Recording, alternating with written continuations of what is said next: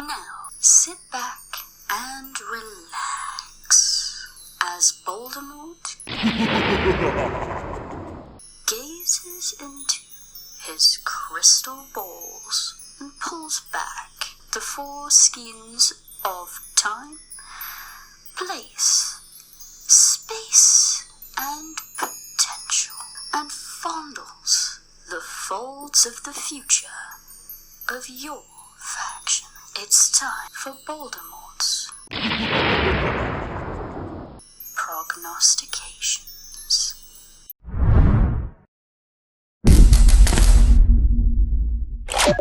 Games Workshop have now announced that they will be performing their largest, most audacious and ambitious project of all time.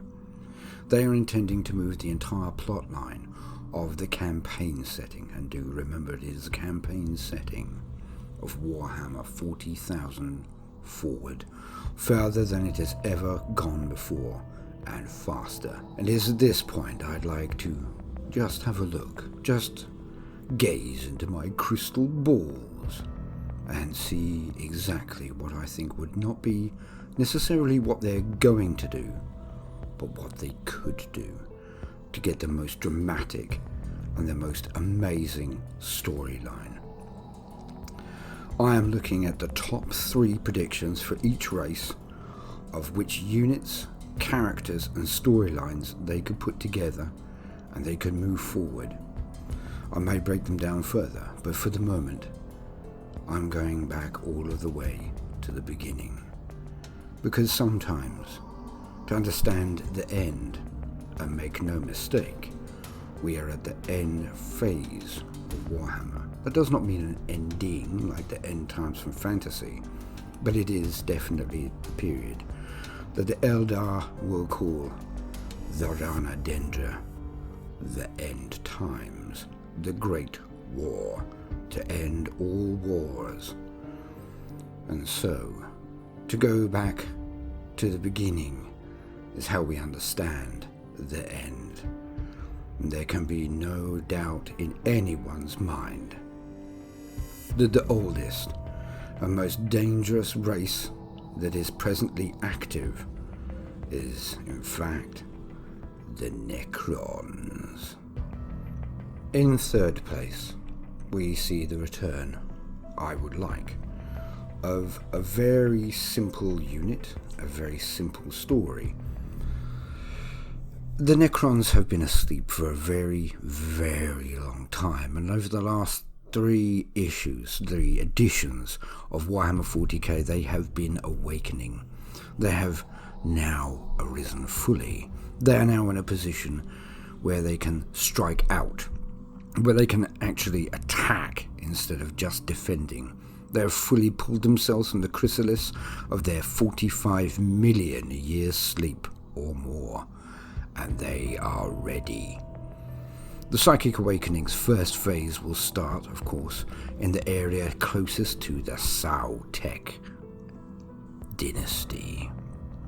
This dynasty is actually ruled by one of the most brutal and bloody of all of the Necron warlords, the Stormlord himself. Now, the Stormlord is not only a tactical genius, but a strategic one as well. And he has been fighting for a very, very long time, even before the sleep.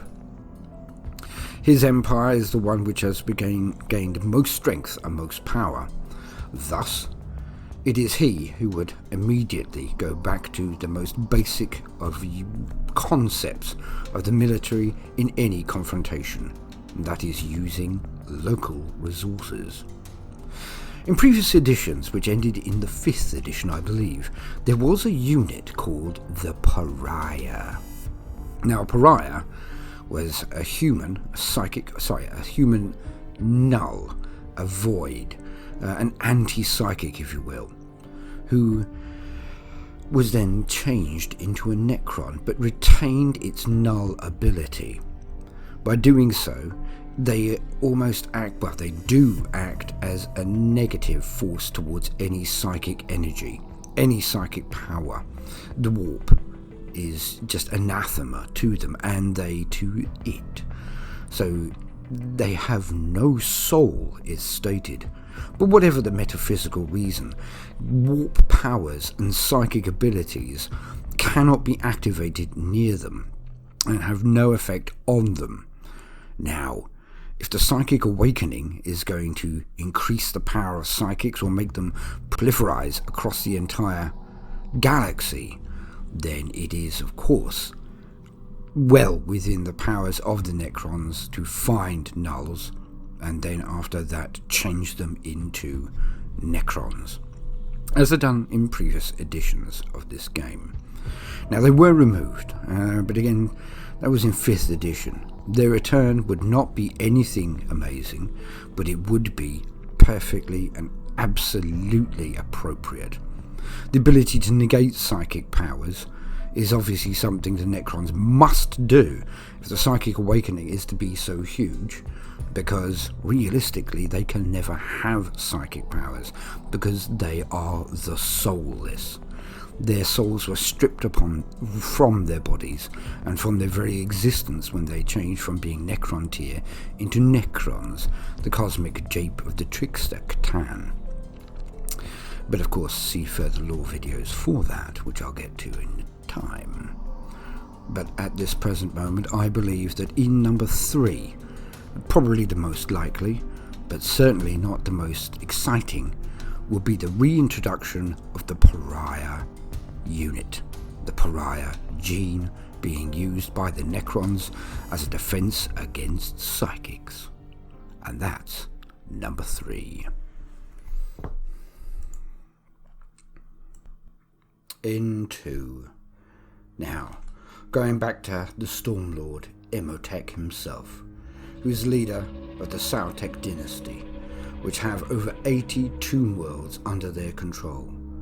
Games Workshop have stated that Imhotep is a grand strategist, perhaps the most accomplished the galaxy has ever known, and his campaigns operate not only across worlds, but across entire star systems and sectors.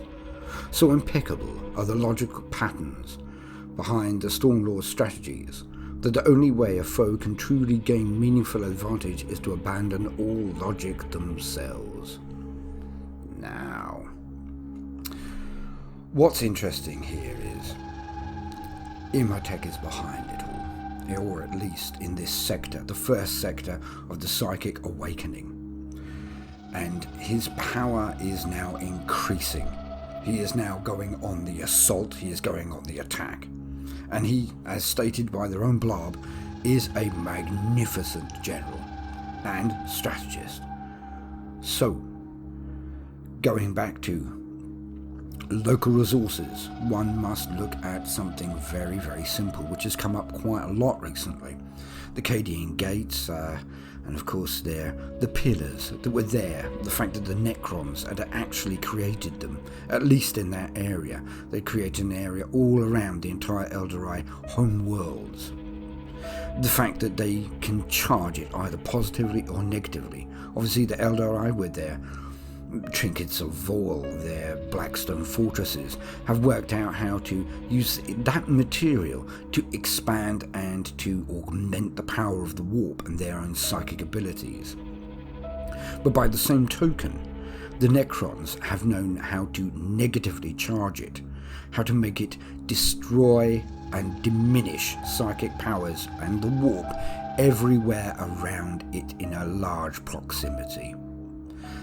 Now, why is this so important? Well, the Necrons originally fought against the Old Ones and then the Eldar, both of them incredibly psychically endowed. In fact, their main attribute in most people's eyes, and I tend to agree, is their psychic strength, especially that of the Old Ones, all harkening all of the way back to the very beginning, to the War in Heaven, which the Necrons did not initially win, as they were Necron tier, but when they were made into Necrons, and they had the assistance of the Catan, which we'll get to in a second, then they had the power to destroy the Old Ones. Now, if you had the knowledge or the prescience to see that the psychic awakening was suddenly creating or augmenting psychers everywhere, wouldn't you react? Of course you would. And they have the technology, they have the substance under their control to negate that power. So what I say is, in number 2, the coolest thing that they could do is have the Necrons create constructs out of Blackstone constructs, or Blackstone armour, to go with Lichguard. Now, bearing in mind, while they were coming out of their sleep, they would use what they had there already, or if you will, their initial units, which were easiest to wake up, the easiest to operate, the easiest to control. What I'm suggesting now is that they could either have them in reserve, or they could have had them previously but still be waking them up, or Imatek and others, taking his lead, could then close some of either their elite troops themselves as HQs, but that could be a bit too much game-wise, or constructs, which we've already seen a few new ones come out recently, especially the large, lovely one from Forge World. But why not have Blackstone constructs, or at least a layer of Blackstone around those constructs, which would then be used as either big hitters, line breachers, or of course bodyguards to the most important of all of the Necrons. So in number 2 I say Blackstone armor or Blackstone constructs. That's my number 2. I think that would be cool. Now, my number 1. And a lot of people will say this is absolutely impossible and it will never happen. And maybe it will not. But wouldn't it be awesome if it did? Look at the actual background. Look at the way they've moved the story forward. Look at what's going on in the 41st century. The 42nd, I believe, maybe. The Emperor is dying. But he's been dying for a very long time. But what has been shown recently is he's also weakening. The temporary blip, the shutting down of the Astronomicon, can only show one thing. The Emperor is getting weaker. The fact that more and more psychics have to be sacrificed to him every day means he is getting weaker. The fact, which is already stated all over the lore now, that the Golden Throne is failing, and that was not only a life support system but a huge augmenter of psychic power. So the Emperor is getting weaker. Now he is trying to take on the gods of chaos, protect his own race, and some say creating demons of his own. We'll get to that in another period, and that'll be quite fun. But either way, he is diminishing himself in every way possible while he is just simply juggling too many eggs. And when you're juggling eggs, inexorably you get tired, and eventually one of them falls. So what I think would be the coolest is, if we go back to the beginning again, the Emperor was not the Emperor, he was just a man. A powerful, unbelievably old man even then. But he was a man who took on a being of colossal strength and power. A dragon. Now the dragon he defeated but could not destroy, could not shatter it. All he could do was constrain it, and he put it on Mars. Now that dragon could be very well a Catan, and that Catan will have been straining at his defences and its jail all of this time. While the Emperor is weakening, I think the last thing on his mind is going to be something he defeated about 39 to 40,000 years ago, which has stayed quiet. and which has been almost invisible. Apart from a Necron attack on Mars itself, there are many different ways and pointers from Games Workshop that the thing on Mars is Catan. Now, Games Workshop doesn't invest in any kind of background story unless it's eventually going to potentially use it, and I think now is the time.